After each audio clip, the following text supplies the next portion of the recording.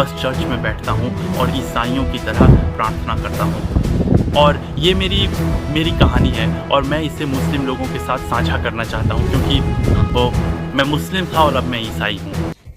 दोस्तों, आज हम इस दुनिया में जगह जगह कई ऐसे देशों के बीच आपस में युद्ध की खबरें सुन रहे हैं, जिनमें रूस, यूक्रेन और इजराइल गाजा काफी ज्यादा समय से युद्ध के हालातों में बने हुए हैं। और भारत पाकिस्तान के बीच में भी कुछ दिन तक चला युद्ध, जिस पर फिलहाल विराम लग चुका है। लेकिन अब ईरान, इजराइल और अमेरिका जैसे बड़े बड़े देशों के बीच चल रहा युद्ध, जो कि वर्ल्ड वॉर 3 के होने की ओर इशारा करता हुआ नजर आ रहा है। लेकिन यह सब सिर्फ एक राजनीतिक संघर्ष या फिर देशों के बीच में चल रही आम लड़ाई नहीं है, बल्कि एक आत्मिक चेतावनी है कि पूरी दुनिया इसके लिए तैयार हो जाए। क्योंकि पवित्र बाइबल पहले ही प्रकाशित वाक्य के चैप्टर 16 में बता चुकी है कि दुष्ट आत्माएं राजाओं को भड़काकर हर मगिदोन नाम की उस युद्ध भूमि पर इकट्ठा करेंगी, जहां परमेश्वर के महान दिन की लड़ाई लड़ी जाएगी। इसीलिए आज जो कुछ भी हो रहा है वह इसी भविष्यवाणी की ओर इशारा कर रहा है। इसलिए यह समय घबराने का या फिर डरने का नहीं, बल्कि इसे परमेश्वर की ओर से एक चेतावनी समझकर यह जागने का समय है। प्रभु यीशु मसीह की ओर लौटने का समय है, क्योंकि वही शांति का राजकुमार है और उसी में शरण लेने से हम आने वाले विनाश से बच सकते हैं। इसलिए अगर आप प्रार्थना नहीं करते तो आज ही शुरू कर दीजिए, बाइबल नहीं पढ़ते तो आज ही पढ़ना शुरू कर दीजिए, और साथ ही परमेश्वर की आराधना करना भी, उपवास रखना भी और किसी आत्मिक चर्च जाना भी शुरू कर दीजिए। और जो मसीह से अनजान है, अभी भी समय है, यीशु मसीह पर विश्वास कीजिए, क्योंकि वही सबका न्याय करेंगे और वही स्वर्ग जाने का रास्ता है। और वह किसी भी धर्म को बनाने के लिए नहीं आए, इसीलिए इसे धर्म परिवर्तन समझने की गलती मत करना। और कोई भी इंसानी धर्म इंसान को स्वर्ग नहीं पहुंचा सकता, केवल प्रभु यीशु मसीह ही स्वर्ग जाने का रास्ता है। इसलिए उसे पुकारें, अपनी जिंदगी में आने का न्योता दें। दोस्तों, आज मैं आपको ईरान देश से हमारे सामने आई प्रभु यीशु मसीह के चमत्कार की एक बड़ी गवाही की वीडियो क्लिप दिखाने जा रहा हूं, जिसमें आप जानेंगे कि कैसे प्रभु यीशु मसीह की सामर्थ और चमत्कारों से दुनिया का कोई भी देश वंचित नहीं रहा, चाहे वह मुस्लिम देश हो या फिर अन्य कोई और देश। तो आइए दोस्तों, हम देखते हैं इस वीडियो क्लिप को। मेहरदाद, नमस्ते सभी को। मेरा नाम मेहरदाद है। मैं बस अपनी गवाही साझा करना चाहता हूँ। मैं मुस्लिम था, लेकिन मैं आपको बस बताना चाहता हूँ कि मेरे साथ क्या हो रहा है। 12 साल पहले मैं तलाकशुदा हो गया था।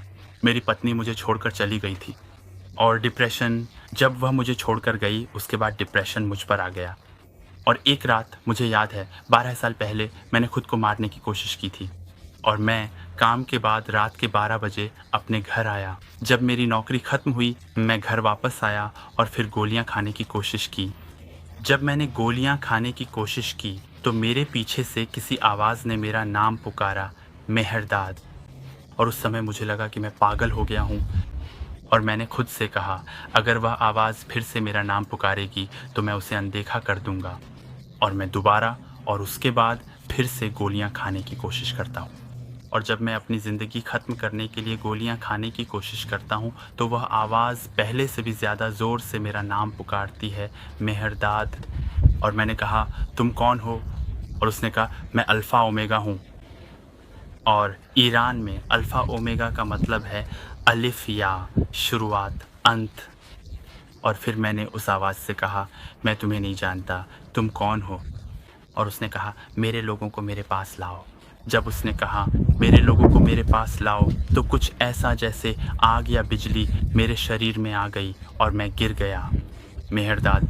और जब मैं गिर रहा था तो मैंने अपने सिर के ऊपर बड़ी बड़ी हथेलियाँ देखीं, और मैंने देखा कि मेरी आत्मा मेरे शरीर से बाहर आ रही है और इस तरह जा रही है।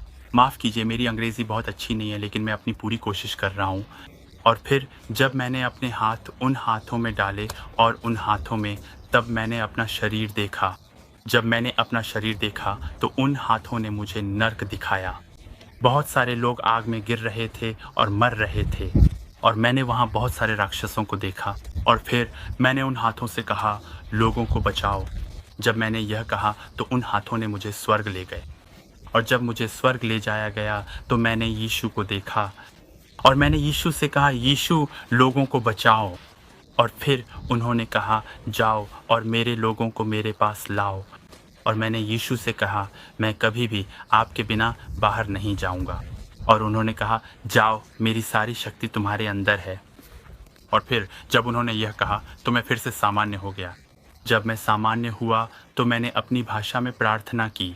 मैंने जीभ की भाषा में प्रार्थना की, हुरी रबराबरा संतेन तेन यदा हुरा बाशिने बराबरा। मुझे नहीं पता मेरे साथ क्या हो रहा है, लेकिन यह सुबह 6 बजे यानी रात के 12 से सुबह 6 बजे तक होता है। ये है जब मैं सामान्य अवस्था में लौटता हूँ तो मैं अपनी भाषा में प्रार्थना करता हूँ, जीभ की भाषा में प्रार्थना करता हूँ। मुझे नहीं पता मेरे साथ क्या हो रहा है, लेकिन ये सुबह 6 बजे यानी रात 12 से सुबह 6 बजे के बीच होता है। ये सब मेरे कमरे में आप जानते हैं चमत्कारी घटनाएं हैं। और मैं जिम जा रहा हूँ। जब मैं सुबह 6 बजे जिम जाता हूँ तो मेरे अंदर से कोई आवाज़ आती है, बाहर आओ। और जब मैं जिम से बाहर आता हूँ तो पहली बार चर्च जाता हूँ, बस चर्च में बैठता हूँ और ईसाइयों की तरह प्रार्थना करता हूँ। और ये मेरी कहानी है और मैं इसे मुस्लिम लोगों के साथ साझा करना चाहता हूँ, क्योंकि मैं मुस्लिम था और अब मैं ईसाई हूँ।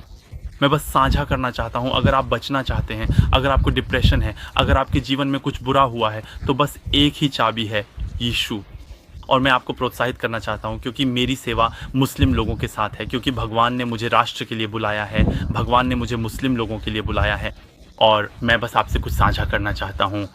अगर आप डिप्रेशन से जूझ रहे हैं, अगर आप परिवार या पत्नी या किसी और समस्या में हैं, तो केवल एक ही चाबी है जो आपकी मदद कर सकती है, उसका नाम है यीशु। मैं बस अपने लोगों को प्रोत्साहित करना चाहता हूँ, क्योंकि मैं ईरानी हूँ और मैं अपनी भाषा में अपने लोगों से बात करना चाहता हूँ।